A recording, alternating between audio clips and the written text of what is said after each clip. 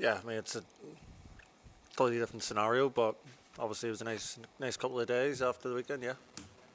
What does the team need to get from these two games? Is it about having a bit of almost like a reset mentally after the long losing streak, looking to change the narrative?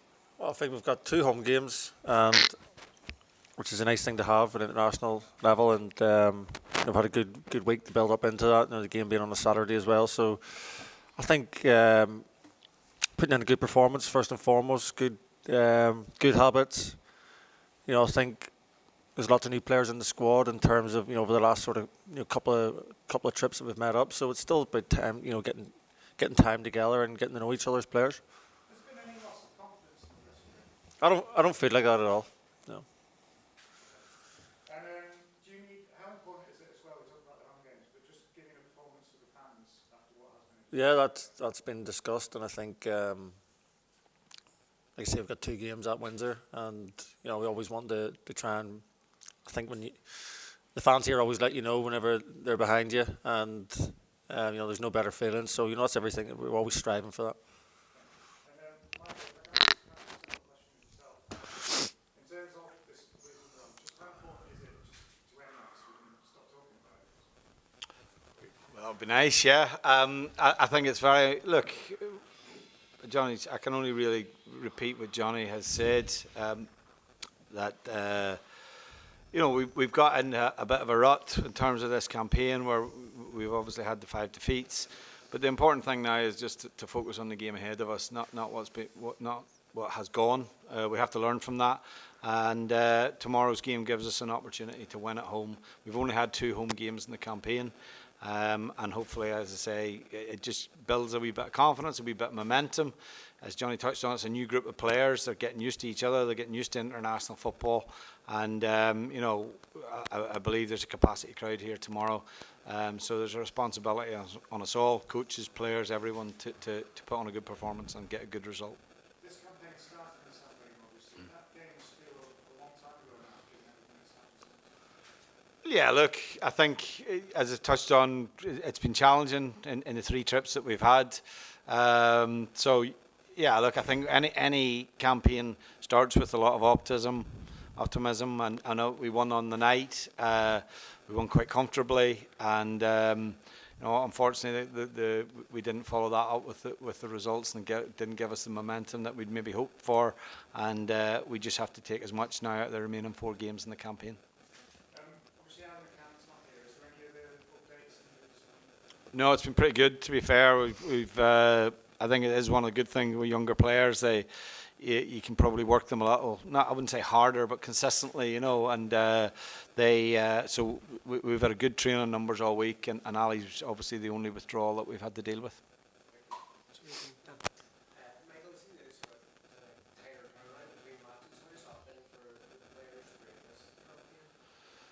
Well, I think, look, I mean, that's something which isn't, it's not new to international football. I think it's new for maybe some of the players coming in their first campaign, particularly the underage, because the underage players they play in many tournaments. They don't necessarily play, away from home and have to travel back and play again within, 2 to 3 days. So I think, if I'm honest, the second game, when we look back and reflect on the games, I think we found the second game more difficult in the campaign, and that's something which probably over time we have to try and address. But I do think we've got a little bit of inexperience in the group in having to deal with that.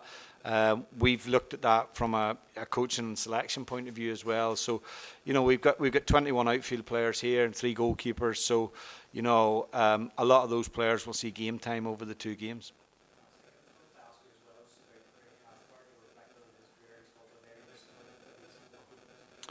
Look, I'm disappointed that Craig's not with us. I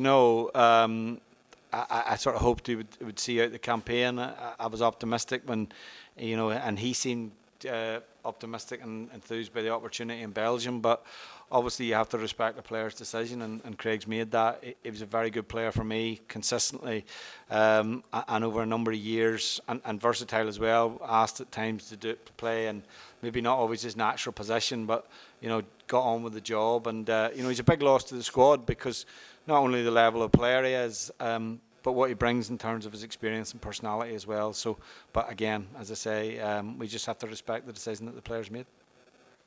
Johnny, can I ask you, do you wish you were a year younger with your 28? What are you trying to say?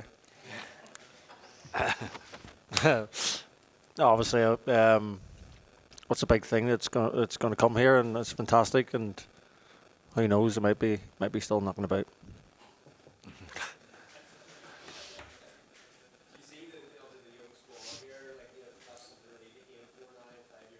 Yeah, I think so, and I think something like that can always give you something to strive for, and sometimes it can be a good thing, and hopefully the young players in the squad see that as a real opportunity to be involved in something big. Thank you.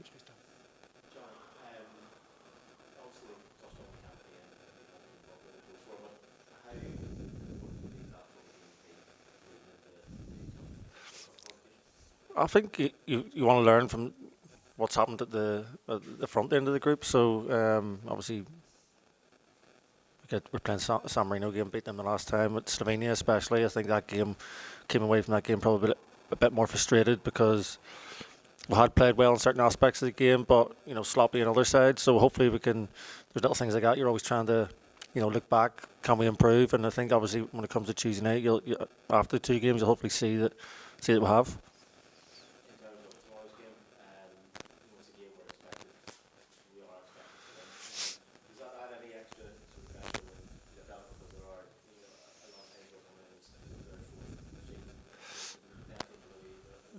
It's a different mindset, and I think you have to get that mindset right because we're going to have a lot more of the ball maybe that we're used to. We probably had that experience a little bit against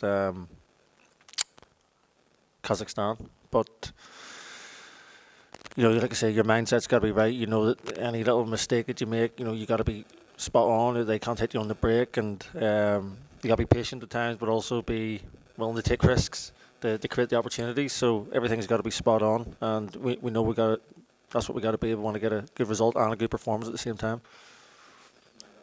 Just in terms of the young players and touched on really about young players having the squad, nice and Shea Charles have both taken opportunities to go and move elsewhere in the first team football. Have you seen that level of progression even at this early stage of the season? Yeah, I think so. I think they've come out of that environment, which was obviously under 21 football, which is it's a very unsafe environment to play in, and I think they've adapted really well. Even when I look back to like how they played in Copenhagen, for example, against a very intimidating crowd, they wouldn't have had that experience of doing that in their career at that point in time. I thought both players handled it very well, as did Conor Bradley. So they're learning all the time, but they're now in senior football, both at club and international level. It came probably earlier for them at international level than it did at club level, and both two very talented boys, as are the other younger players as well. But it's always a big thing to make that step to play for your country, and some players it takes a little bit longer to adapt to that. Some people just take to it straight away, but I think the 2 players that you mentioned have been they've had good campaigns for given their respective ages and what they've contributed so far. Obviously, you'll give San Marino the respect they deserve, but would it be fair to say that nothing other than a victory would be good enough tomorrow? Yeah, look, we have to win the game. That's of course it is, and that's we've not treated them with any disrespect or anything like that there. But I think we approach this game the same way as in terms of preparation that we would for Slovenia. I suppose the only difference is you're allowed to focus a little bit more on yourself and your own level of performance, and that's how we've approached this week. But we have done work earlier in the week in relation to things that we felt were short in our game in Slovenia as well. So yeah, look, we have to win the game. It's as simple as that. I don't want to put any additional pressure on a young squad of players. They may read things and hear things, and hopefully they don't, and they just focus on the game in hand and go out and put on a good performance. And Johnny, you've obviously played in some sides and through difficult times earlier in your all-round career. How much will the younger lads learn from this camp? I mean, hopefully they do. I mean, like you say, my international career got off to a really good start, and then had a bit dip, and you can always find, nothing's ever sort of constant for a long time. So you got to be able to handle that. And obviously it wasn't until I was probably 27, 28 by the time the Euro qualification came around. So yeah, like I say, it's a long time, but you just got to keep learning and take the experiences along the way, make the most of them, and any sort of setbacks or any disappointments you have, you've got to use them to sort of, as motivation for other things. You do, because when it comes, I think, looking back on the experience that we had at the Euros, the sort of something we never thought would probably happen deep down, so when it came, you really appreciated it that much more.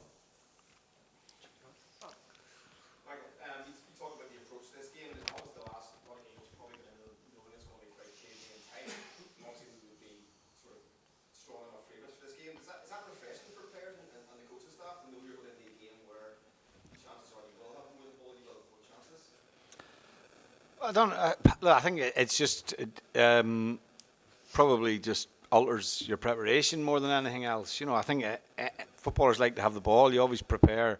It's much easier to prepare a team when you know you're going to have a lot of the ball than it is possibly the opposite. So, I think the work in the week is probably a bit more enjoyable for the players. So from that perspective, I think you see that in the training, and you see that in terms of how the lads are. But you have to drill the team, and you have to, as I said, probably where we need to improve a lot is we need to improve against the better teams. We need to improve without the ball in certain aspects. And also, we need to improve in the final third of the pitch, which I think, in this campaign, we've had a lot of the ball. Copenhagen away is probably the only time where maybe the balance of possession has been against us, which we would expect. So it's not through lack of having the ball that we've lost games. We probably just haven't done enough with the possession that we've had. And as I touched on again, it's having that resilience, which I think you build over time. This team doesn't have resilience yet because the players haven't played enough. They've not played through the experience that Johnny played through and Stephen Davis played through, and all of those players who had to play. That's how you build it. That's where you get it. We have too many players that are still, in single figures and caps to have resilience. You can't expect them to have it. So, this is all part, and that's what they will learn from this campaign. I think that, when they step forward into the next phase of their international career, that they know the expectations will be there for us as a team and a squad to do better than we've done in this one. When you spoke last week, Michael, when you were announcing the squad with Callum Marshall specifically, you spoke about his sharpness in front of the goal and his instinctiveness and that sort of thing. I imagine that would probably be quite exciting. It would have been exciting for the fans to read. As you said, we maybe haven't had that type of striker that much down the years. San Marino at home, could that be as good a stage as any maybe for the likes of Callum to get on and get his first goal against Scotland? Well, I don't want to put any added pressure on a young lad who's 18, I think. So I don't. Where Callum is at this minute in his career is, he's shown a huge amount of promise. We probably skew that a little bit because of the moment in Copenhagen, but that was only a moment. I think where we are at this minute in time, where we're excited about Callum, is because generally when younger players come into our group of players, I can't think back to when we've had a young striker at this. Generally they come in and Johnny came in as an 18-year-old and was asked to play left back. He was a young centre back. Paddy McNair came in as a young centre back when he played and became a midfield player. I think that a young striker coming in always excites people and excites the media, because like every country, we want someone at the top end of the pitch that will be a real natural goal scorer. And without, as I say, putting a burden on Callum, he has the potential and has shown the potential. Certainly since we've had him in, that he has the attributes to be that. But he's very, very, he's only starting out on his journey in the game, but the signs are very positive. And if the opportunity is there for him to play from the start or play some part of the game tomorrow, I know that he will approach it in the right way. I know that he'll grasp it, because we were going to put him on the Kazakhstan game here at home, and just the substitutions didn't work, and you could see he was itching to go on the pitch, which is very encouraging for a lad of that age, that he seems to have very little fear of stepping out and playing. Johnny, Saturday afternoon at Windsor,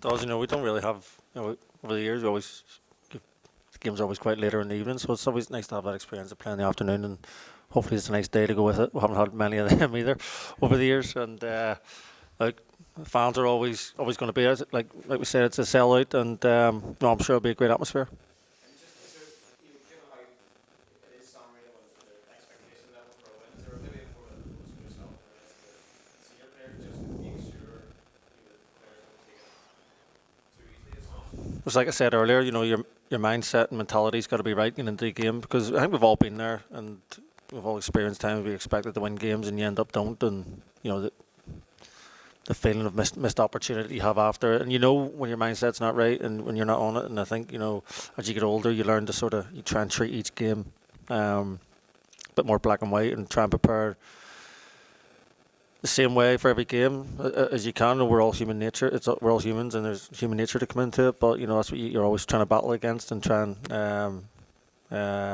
make sure that you're on it when you go out there. Thank you. Cheers. Dave, welcome back. Thank you very much. John, just picking up what you're saying about mindset, is that what you take out of this campaign? Getting that right, getting arguing right, all of it? No, I didn't. I was talking about playing San Marino at home. I wasn't talking about your mindset. What about the campaign? You sort of have to look back and you thought there's the next time or Sevilla or Sevilla being official. What would you take out of it? I think what we've learned is that we are a young squad, and we have got a bit of work to do. And I think over those last couple of games, I can see that as an experienced player, and how the young boys need a bit of help. And but I feel going into the next campaign, obviously once this one finishes, we'll have some friendlies, and then we'll have a Nations League. I think by the time the next qualification come around, the group will be in a really good place.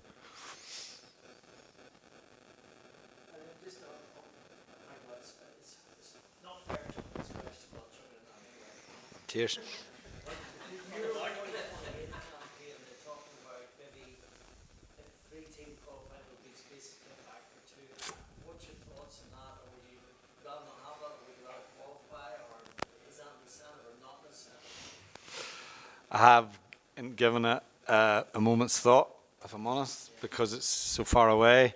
And whatever the qualification process for 2028 will be what it will be, and we just have to abide by it and obviously do as well as we can. It's 4 years away, and more in terms of the growth and development of this team. There's players that may not be here at that point in time, and everything. So I don't think it's anything for me to focus on at this minute in time. My focus is on what's in front of us and this group of players. Without 2028, 2026, they'll all take care of themselves. The most important thing is to continue to work with this group of players, which as Johnny touched on, they need a lot of work. I think at times, there's been a lot of talk about this campaign, and it's not been what we hoped, and it's been disappointing, and yes, it has been. But I think you have to be realistic. This group of players is not ready to qualify for a major tournament. You have to understand, there's 7 of them under 21. 14 of them have 3, 4, 5 caps. We need to grow this group of players into a group of players that will be ready for the next campaign. And those are situations that were forced upon us a little bit with obviously the loss of several senior players for long periods of the campaign as well. So, yeah, I think that 2028 is something which is not at the forefront of my mind at this minute in time.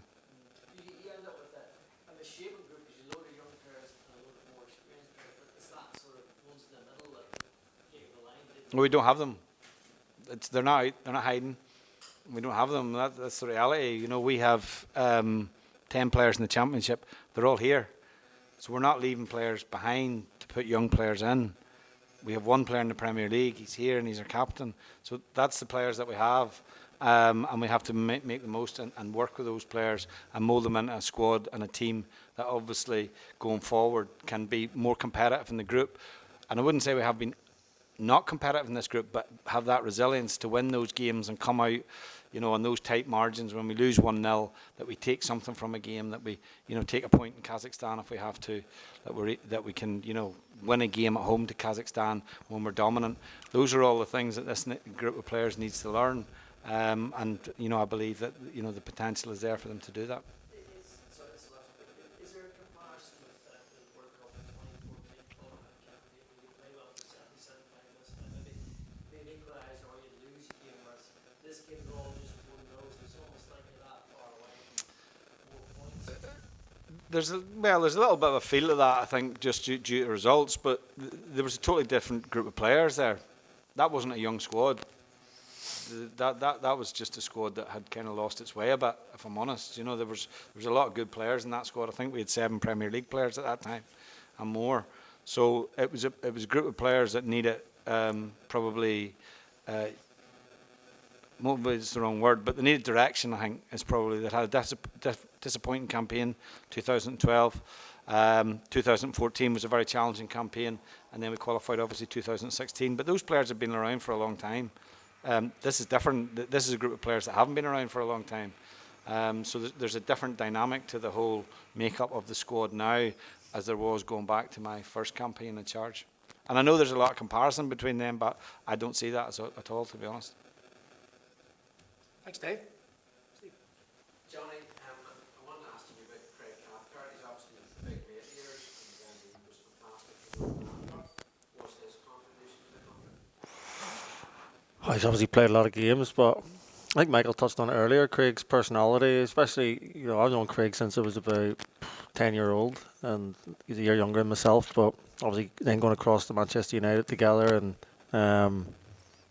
I think his personality over the years, he's really sort of become he's the entertainer in the squad anyway, but he's also, become a real sort of leader in that respect, and I think, like Michael touched on, he'll be really missed, and we all got together the other night. He was the topic of conversation, so we sent him a little text message, and he was straight back. We know he loved it here, and I think he sent a message to all the boys in the group, quite an emotional message that about how much Northern Ireland meant to him. So I think we all knew that it was such a difficult decision for him, and probably being here and away with Northern Ireland is probably the thing that I'm sure he'd miss the most.